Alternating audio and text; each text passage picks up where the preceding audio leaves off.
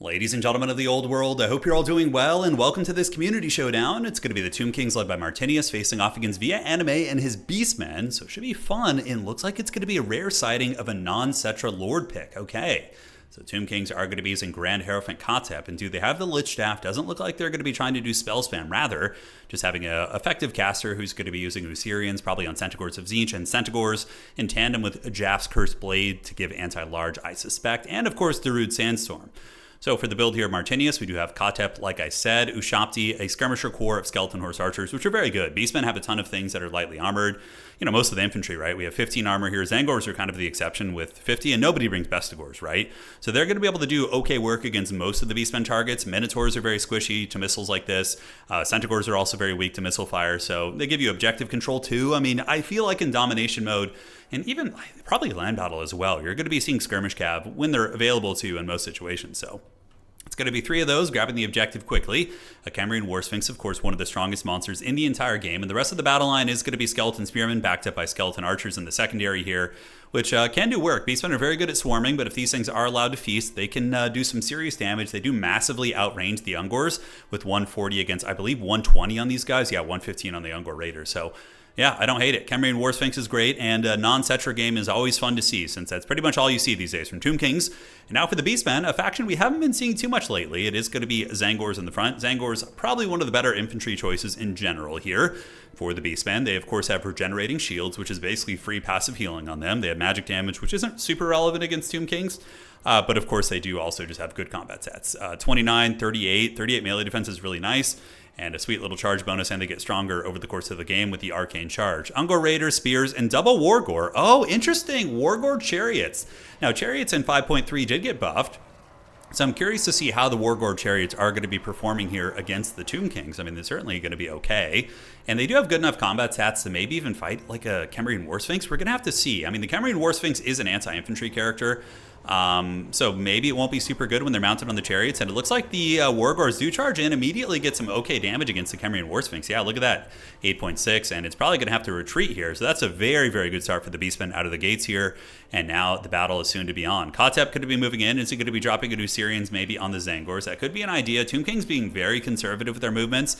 I'm surprised they're not moving up the rest of the army. But okay, now the army is waddling over here. So Collins are going to be Centaurs. It looks like it's going to be throwing axes, which is, you know, one of the answers that the Beastmen do have against the Camarine War Sphinx, is just to kind of encircle them with throwing axes and do work. In response here, we do see the Tomb Kings dropping the Usirian's Incantation of Vengeance and a Darude Sandstorm. Really, really good cast there by Martinius. That's going to be a really nice one, and as it just tears apart one of the Ungor Raiders and basically just KOs that unit. So, you know, that's like what, like 200-300 value right there just from one spell cast. You know, that's a bound spell. I mean, that's not bad at all. Looks like they're not going to be routing, and the Ushabti Great Bows have set up shop. And are the other archers in range? No, it looks like it's just going to be the Ushabti Great Bows and the Skeleton Horseman Archer shooting from downtown. Ushabti Great Bows are a great unit.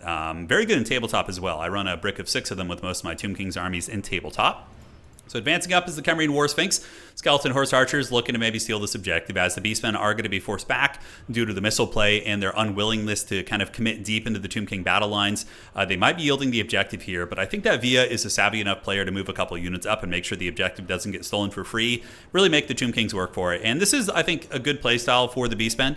You don't want to be diving the Tomb Kings on their home turf. You want to hold the objective to the point where the Tomb Kings are going to commit their front line up here. So just kind of weather the missile storm, play the skirmish game. You could even move up and poke with your Ungor Raiders a little bit if you want to, but I do like the kind of conservative tactics here from the Beastmen, because sometimes if you get too Unga Bunga, Tomb Kings are an excellent counterpunching faction, so when you're diving them, they're really good at defending themselves with like Eyes of the Desert and Nehekar Horsemen and things like that, so forcing them to extend into your clutches, into your hooves, I think that is the better play.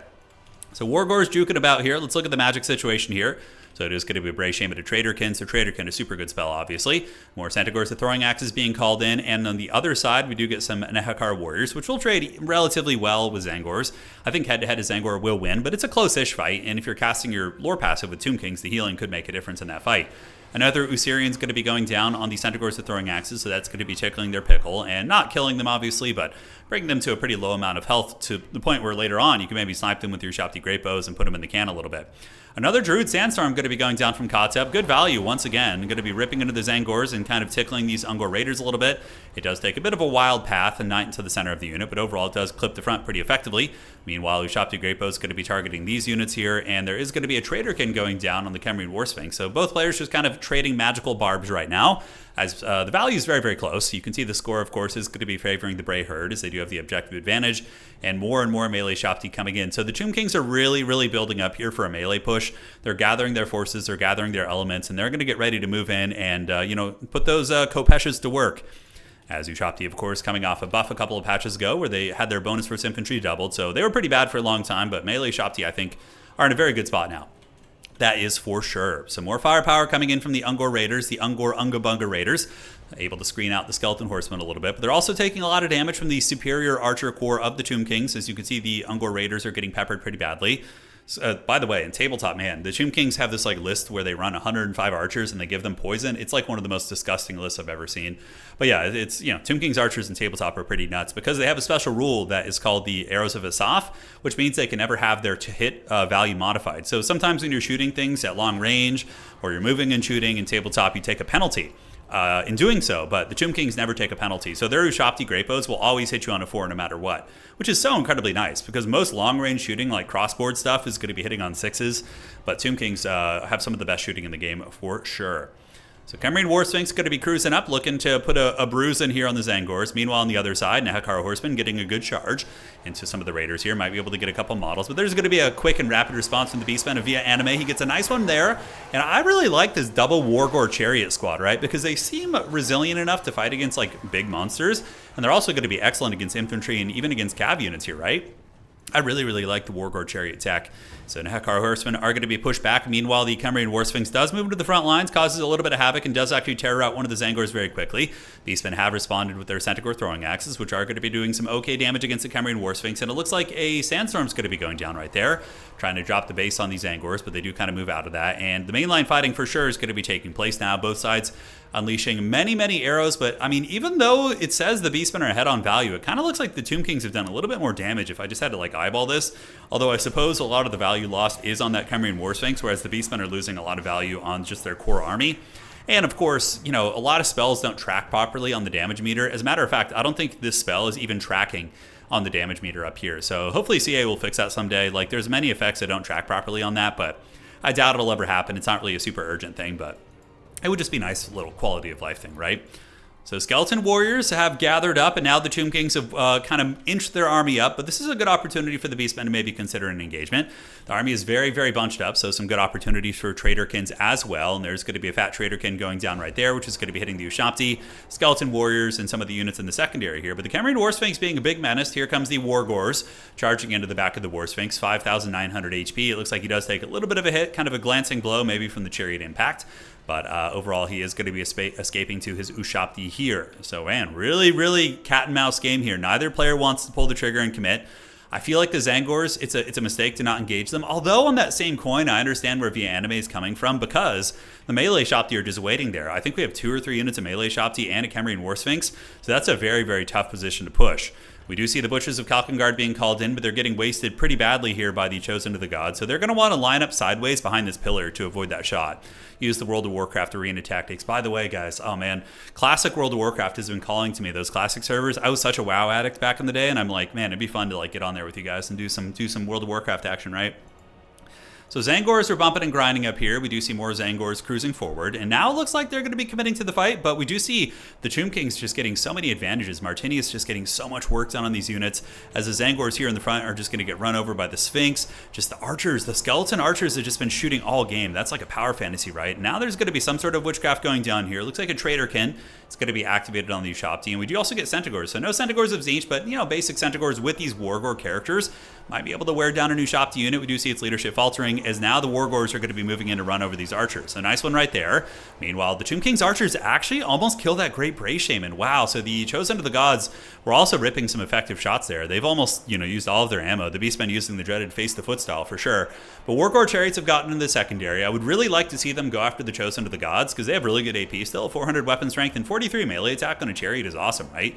Because Chariots usually have low melee attack because they make up for it by their bonus versus infantry. But these guys seem to just generally have good combat stats. So counterpunching are the Beastmen on the backside, more Centaurs being called in. Wargors are running a little bit rampant, and it doesn't look like the Tomb Kings have a lot of great tools to deal with these Wargors here in the secondary. But remember, there's a lot of healing on the Tomb Kings roster, so though the value is kind of closing, the Tomb Kings are probably still ahead by quite a bit because of that.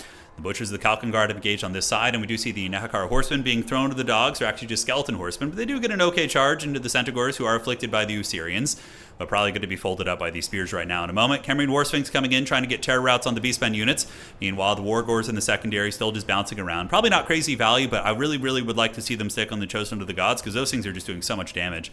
They're melting these Butchers of Kalkan Guard, and we do see a lot of Beastmen routing here. So Centaurs are running, Ungors are running. A lot of the Beastmen skirmisher units are very, very tattered from all the skeleton archers, and that's been one of the big things that I would say Martinius is doing very well this game, is keeping his skeleton archer core online. I mean, a bit of a blunder by having them all stacked together. That's very easy to do in the heat of the moment when you're giving attack orders. They kind of concave into the same position, but overall, he's done a very good job keeping that archer line intact, and we do see the Beastmen kind of struggling and paying the troll toll here a little bit, as the objective in the middle is owned by the Tomb Kings. So we did see some back objective pressure, but it's really hard to displace skeleton spears. They have freaking 10,000 HP, 30 melee defense, and are undead. So you're not going to like break them and suddenly steal an objective. I mean, they only have 2 capture weight because they are expendable, but even still, it's really, really hard to get them off the point. So there's going to be a really nice Traderkin here. That's a beauty. It's going to hit Kotep, going to hit like 3 or 4 units of the Tomb Kings. But do the Beastmen have the will to keep fighting on the point? We see the Butchers of Kalkan Guard fighting back here. The Ushabti summon was used from the Tomb Kings, and it was used on top of the archers here. Now the Butchers of Kalkan Guard are going to be looking for their way back in, as we do see the Bray herd advancing up, so they're getting in there. Really, really cool stuff. This game's so nice looking. And they're going to be engaging against the Nehekar and Phalanx, which is going to be quite resilient indeed. Some of the Ungor Raiders do get in there, and the fighting continues on the middle. But I think the Tomb Kings formation is just so resilient. The Wargors, of course, are causing a little bit of crumbling and disruption to the backfield. But the Khemrian Warsphinx is zeroed in on this Wargor now, and I expect there maybe to be a call-in of the Eyes of the Desert. Although, no, it doesn't look like it. It's going to be very kind of sticking to the plan of using the melee Shopti. And the Wargor probably will just have leadership issues, even though it could potentially fight this Sphinx. It's also surrounded by horsemen who are going to be doing chipping damage to it. And we do see the terror route coming down. And this is potentially going to be the beginning of the end. The Beastmen army, you see a lot of white banners all over the battlefield. You know, the Beastmen do look numerous, but if you look at everything, I mean, these units are all in death's bed. Here we do see some Zangors, and these Zangors are basically fighting a counter unit via the Ushabti here. The melee Shopti summon, able to deal with the Ungor Raiders, Butchers and Kalkan Guard on death's bed. Spears coming up. Bray Shaman is also very, very injured. And the Tomb Kings are just all over the place, right? We got Skeleton Warriors, a couple units crumbling back here. We do see the dive of the Centaurs, but they're going to be folded up by the Spears. Wargor here going to be broken. And I think for the first time in the game, we do see the game start to really go heavily in the favor of the Tomb Kings, as the Wargors, who are probably some of the more effective elements of the army, do get broken down right here. And on the outside, we do have Centaurs looking like they wanted to go for like a backfield dive, but they were intercepted and screened out by the mobility of the Tomb Kings, which is very good. Skeleton Horsemen have honestly pretty decent stats at 24, 26, 28, and a charge bonus of 34. It's really not bad. They obviously do lose to a Centaur head-to-head, but you also have Nehekar Horsemen too. I mean, Tomb Kings have a lot of good, very cost-effective defensive mobility. So any capture weight for the Beastmen, we see a lot of Ungors making their way back up, a lot of Bunga Bunga, and Raiders being called to back in droves. So the Raiders did get massacred earlier. Is there going to be any opportunities for them to get back on this objective? We'll find out in today's episode of Dragon Ball Z. As the Wargor does rally, is that a different one? I think that is the one that did not get surrounded and killed. Looking back here, we do see the big Sphinx, and yeah, it looks like that's the remains of the Wargor. He was certainly felt the wrath of not the old ones, but the Kings of the Tomb. The Khemrian Warsphinx is going to be advancing up, having gotten about 1,000 values, so nothing too crazy this game. The Ungor Raiders. The problem is they're going to take a long time to get the killing power going. I mean, Ungor Raiders are okay against the skeletons, but most of the skeletons do have silver shields, making them very, very tough targets here. But I still think Ungor Raiders are necessary in this matchup, and I think bringing the maximum amount probably is a good idea. They're an excellent counter, though, against Nehekar Warriors. These guys only have 45 armor and are very, very squishy. No built-in missile resist or anything like that. The Beastmen with a little bit of a second wind over here. We do see the Centaurs and Spears trading well, the Zangors grinding in the blob, and this Raider line in tandem with the throwing axes are getting a little bit of value, but they're going to need to get this objective very quickly, because this game is, before you know it, it's going to be a triple cap situation, and it's going to be very tough. I love the Koroks Bannerper pick. I think that's very cool. They're going to be resilient against the Ushabti, and now that the Grapos are offline, they're a safer pick, right? Calling in elite infantry in the beginning is very dodgy because of, everybody having all their winds of magic and all their elite units and their healthy monsters. But in the late game, this has been my experience with domination mode.